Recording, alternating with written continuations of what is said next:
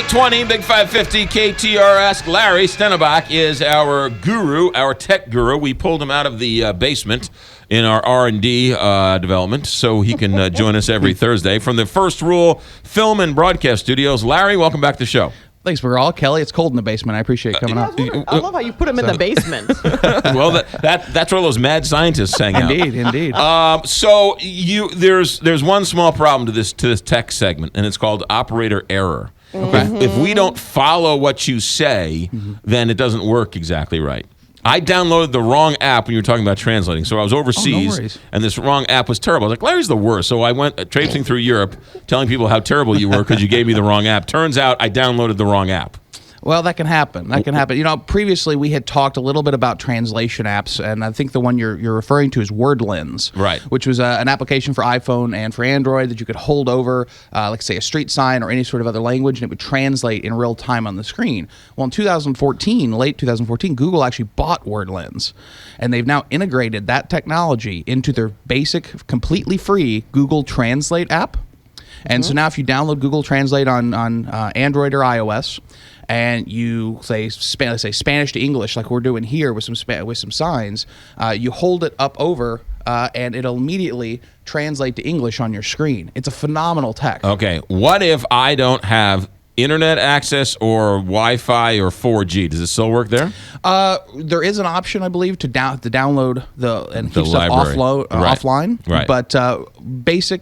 No, it won't. It needs the internet to work unless you go and download, they say, the Spanish language pack. Oh, okay. All right, good. So now, to explain to people who aren't watching on TV how this is working, it's not, just doesn't translate the word, it translates the sign, correct, if you will. It's very smart image recognition. So it tries to recognize the font, it tries to recognize the color of the font, and then replace what you're seeing on screen seamlessly with the same font. So it looks like the sign has just transformed in front of you into English. Right. So if you're at a restaurant and you want to order in French and you pull up the Google Translate, it will show the same menu, the same font, the same everything. It'll just be in English. Yeah, or whatever. Or French if it was in English. I could have used that a year ago. How does it do that? Well, it's using, again, image recognition. So it's kind of like you can imagine Google Translate online, the one in the search engine. You can type in the word, queso, and it'll tell you that that's cheese in Spanish. It's doing the same thing, but image recognition's gotten so good that you don't have to type it anymore, that it finds the words and essentially does the same thing. Okay, now you brought out two signs in Spanish, and I'm holding your phone. It's already in the app. But it's not doing it. So what am I doing wrong? You're doing it. It's Larry's not doing it wrong. Back a little bit. Okay.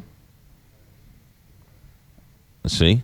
And so prohibited. Let's see. This thing's terrible. What we are is right now at the top, we're in English to Spanish. Oh. What we want to do is we want to click this. And we want to go Spanish to English. Hence the operator error. Whatever, McGraw. Okay. So what is it? So what is this? So you can see it's the community. Pull it back just a little bit more. It's the community of Aragon. In the province of... Oh. So you kind of have to hold it up in a certain way. He has to be able to see with image recognition, it needs to be able to see That's the weird thing. It has to be able to see what it's trying to translate. Correct. That is a you know what, McGraw? That's a flaw in the design. You couldn't do your app when you were in Europe. Let me ask you this. Sure. When it comes to, say, if you're in a different country and you want to do voice recognition, does it do that as well? It does. One of the options in the application itself is voice. So you can click right there, say something in English, and it'll translate it to another language in audio as well, or vice versa. Oh, really? These things are not 100% perfect yet, but they're coming a long way, very fast, and they're making it so easy to use that, when I was in Dubai, I actually got to use this in beta with WordLens, and looking at the signs and stuff like that, even menus, like you mentioned in restaurants, it was a lifesaver. Oh, yeah. I mean, it's a big difference. So it's a lifesaver, or you would have ordered lifesavers. Exactly. By accident. By accident, exactly. I don't know how many times we were in Europe and we were in Sweden or Denmark or the Netherlands or somewhere, and you're like, I don't know, I need one of these. And a couple of times I downloaded the wrong app, and I had the Dutch, but I needed Swedish, or it just wasn't working. I was like, this thing's terrible. Larry's awful. Well, and that was one of the problems back in the day, was that when it was Wordlands in a separate company, they wanted you to buy the language packs. Now Google's released 27 languages, the most popular ones, completely for free. Is this the same as the face recognition?